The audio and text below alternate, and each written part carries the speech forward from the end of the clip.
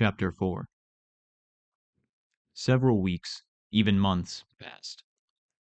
It was as if we had been forgotten about at Princeton. Albert Einstein and Colonel Peterson gave us no more signs of life.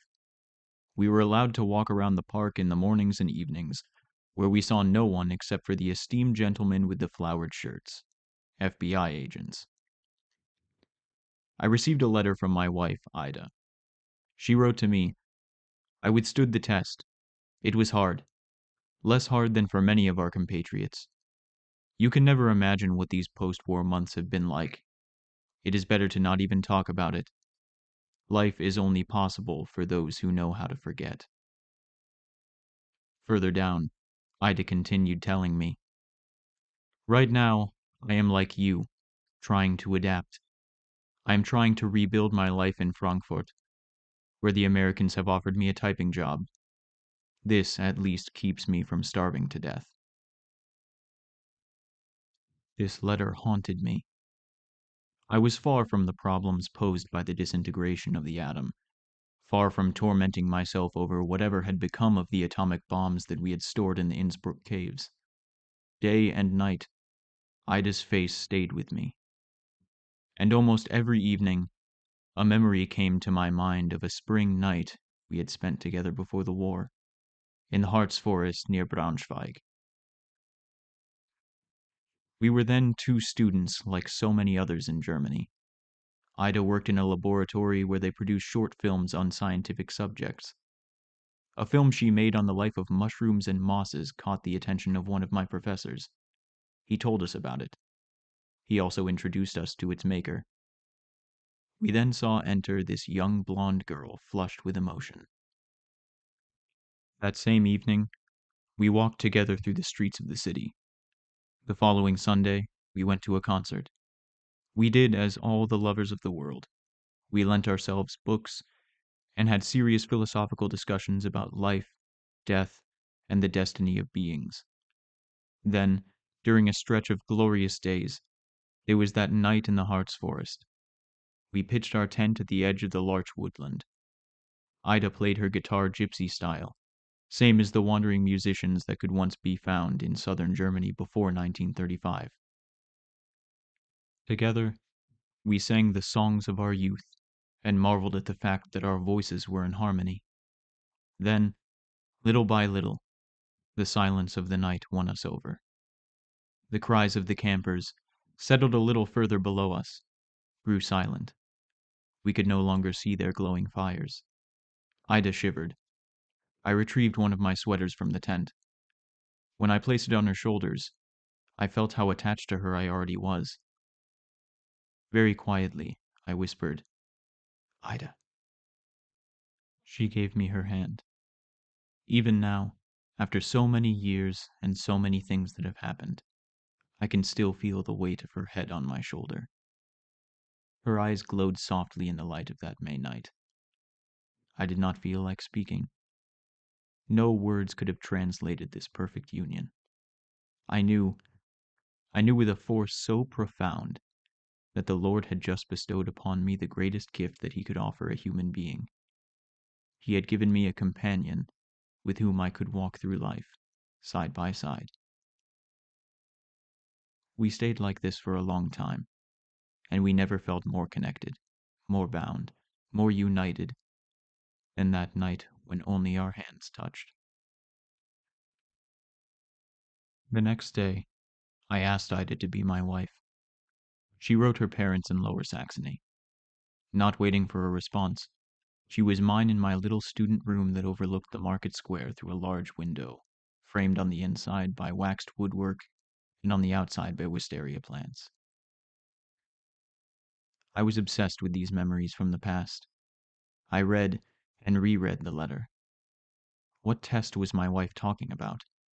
What did she mean by rebuilding her life? The news from our country, which came in newspapers or through certain visitors, was so terrible that I had to resist the temptation to kill myself.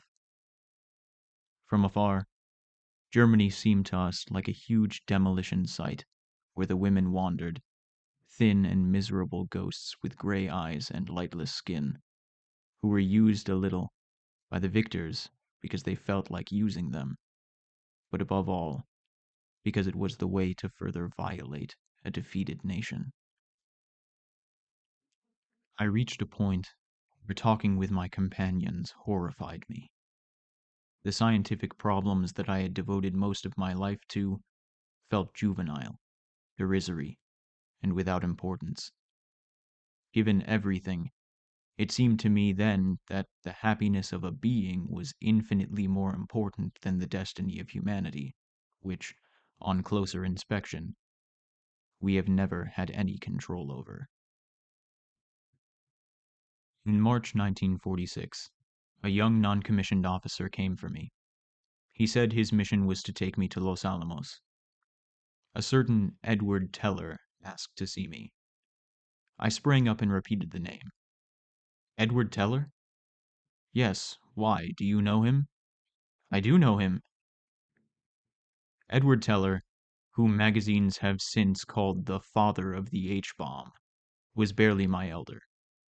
Born in Budapest in 1908 to Israelite parents, he belonged to a type of human common in the former Habsburg Empire, one who, despite the successes achieved in their personal life, conserved the sentiment that the collapse of their homeland had shattered their existence. His father was a lawyer in the Hungarian capital. He owned a villa in the residential district of Pest, between those of Count Esterházy and Count Zichy, as Teller told me when I first met him in Göttingen, where he worked as an assistant in the scientific research laboratory. The Esterházy and the Zichy are among the oldest and richest families in the Hungarian high aristocracy. In the Austro-Danubian Empire, those who had that name had the right to speak on familiar terms with the emperor, whose ancestors only started to become known around the 14th century, while in the 9th century we could already encounter the Esterházy and the Zichy. The great ambition of the Budapest bourgeoisie, especially if they were of the Israelite faith, was to be allowed to speak with these nobles on familiar terms. Edward Teller's father never had permission to do so, but his son, the little Ada, played with the offspring of these illustrious families. Sumptuously dressed, he would pull a wheelbarrow on which an Esterházy Jr. had taken his place. He would drive him around the paths of a princely garden. When nearly out of strength, he would take one last gallop and pull him to the front steps of the residence, where he screamed with all of his might, "The Weser has arrived!" The children played the invasion of Europe by the Hungarians, an invasion which had taken place 1,000 years before. Ada, the son of an Israelite lawyer, participated in this memorable historic event. In this way, he became integrated into a people that were once proud to be looked upon as God's punishment by the nations of the old continent. The children reenacted this tour through Europe in the Esterházy Villa Garden, just like the one the Hungarian conquerors completed in the year 1000, traversing through Germany and France and reaching as far as Spain. This greatness of a vanished past must have made a considerable impact on his life. In 1918, he experienced a great shock. The Communist Revolution, led by Béla Kun, that set fire to the country and drenched it in blood. The Teller family fled the capital and headed for southern Hungary, which was still under the control of loyalist forces. The Esterházy, Zichy, Banfi, and other descendants of the great stately families swarmed there. Being in their company turned this exile into a privilege. Unfortunately, these aristocrats, driven from their lands by the proletarian revolution, remembered that the Tellers were Israelites. So were Béla Kun and the principal leaders of the insurgency. The intelligence from Budapest was that they were throwing captured aristocrats into the Danube River from bridges, but not before tying their hands and feet so that they couldn't swim. This news helped to make the Teller's presence unsustainable. Little Ada was driven from the gardens where he once played. His father's greetings were no longer returned. Finally, they were insulted on the street. They could no longer leave their homes without hearing screams of Budos Yido. The Romanian army drove Bela Kun from Budapest. The aristocrats recovered their homes and their lands. But for the tellers, Hungary was no longer a homeland. "You must go and live in Germany when you are older," Teller's father told his son. "They don't hate us there like they do here." Edward Teller was then one of the most brilliant students at the Budapest Institute of Technology. He was very much loved by his classmates. His professors held him in high esteem. His university future was bright. But the memory of the affronts suffered during the revolution, plus the sensation that he would never again be accepted as a Hungarian regardless of his merit, led him to heed his paternal advice. With the most praiseworthy certificates, he left Budapest for Munich. He studied in Karlsruhe. In Leipzig, he secured his doctoral degrees in physics and the natural sciences. In Göttingen, where we worked together, he enjoyed an excellent reputation. He obtained an assistant position which allowed him to access the highest German university degrees. His great master was the scientist Max Planck, whose book on quantitative mathematics revealed to him, as he said, not only all of the secrets of chemistry and physics, but also made it possible to penetrate into the mystery of creation.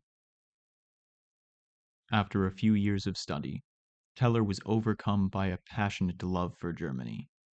This hard-working, disciplined country, which went about everything seriously, severely, taking each project to its extreme limit, pleased him. He felt at home here. He liked that its honorable qualities were, above all, courage and work. Disappointed by Hungary, the need felt by every man to be attached to a land, whether for his ancestors or the one he chooses, grew more intense. Edward Teller's only ambition was to put down roots. From Budapest, he kept nothing except the name of a woman, Mitzi. Mitzi was the daughter of a renowned doctor who lived a few steps from the home of Teller's parents. Edward gave her algebra lessons early on, because the girl had shown herself to be rebellious in mathematics. With infinite patience, the young teacher attempted to convince his pupil of its charms. Mitzi refused. Edward, on the other hand, succumbed to the young girl's more obvious ones. But again, racial considerations stood in the way of a happy ending for this love story born in the shadows of X's and Y's. Under no circumstances did Mitzi's father want his daughter to marry an Israelite, even if he could solve equations with 20 unknown variables. In order to finally put an end to these feelings, which he considered unnatural, he sent his daughter away to the United States to study medicine. The Atlantic Ocean seemed to him the best remedy for this fatal love. But separation strengthens profound passions. In Göttingen, while working hard, Edward thought only of Mitzi, whom I saw in some photographs that he showed me. His work and his love occupied him to such an extent that he never saw the rise of the Hitlerian tide. We never discussed politics, instead spending our leisure time on long walks in the countryside or playing music. Teller was fond of Ida, and one evening it was she who pointed out to him the dangers that were again threatening him. Hitler had just come to power. One of the regime's first laws was to prohibit the marriage of Aryans and Israelites. If he remained in the country that he loved, Teller would never be able to marry Mitzi, since National Socialism posed a far more formidable obstacle than the young lady's father. Edward Teller stayed silent for a long time before he finally shook his head. "Come," he said. "I see we will once again have to take up the walking stick. So our destiny is not in Epinal print. We are condemned to be eternal wanderers." I tried to dissuade him. The Hitlerian phenomenon which was overtaking Germany might not last long. Or, if it did last, the regrettable excesses that marked its coming to power would disappear. I must have lacked eloquence or conviction. "No," said Teller. "I know very well that I must leave." We spent the rest of the evening exploring ways which we would permit him to continue his studies in America. I suggested he tried to obtain a Rockefeller scholarship, which allowed students to attend certain American universities. No, he said. Right now, no German professor would dare give a Jewish student the necessary recommendations, even if he deserved it 100 times over.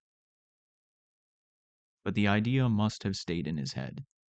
He soon left Göttingen to live in Copenhagen, home of the famous professor Niels Bohr. Niels Bohr was the first to calculate the energy released by the fission of the atom. Teller's intelligence and alertness had seduced him. With his recommendation, he obtained a Rockefeller Foundation scholarship. A disappointment awaited him. The Foundation's representatives met him in Paris and warned him that their fellows were prohibited from marrying because scientific work and marriage were incompatible, they said. Alone in the French capital, Edward Teller nearly succumbed to despair. He collected the last of his pennies and telephoned Mitzi, who was in New York. She was terse. "I trust you, Edward," she said. "Figure it out. Come on." She confided in him, but not in his ability to figure it out in life. So it was she who alerted the American scientific community. In 1935, at the age of 27, Edward Teller learned that he had been appointed professor at Princeton University. His wandering course seemed to have finally come to an end. In America, he found both a home and a homeland. Such was the man who awaited me in Los Alamos.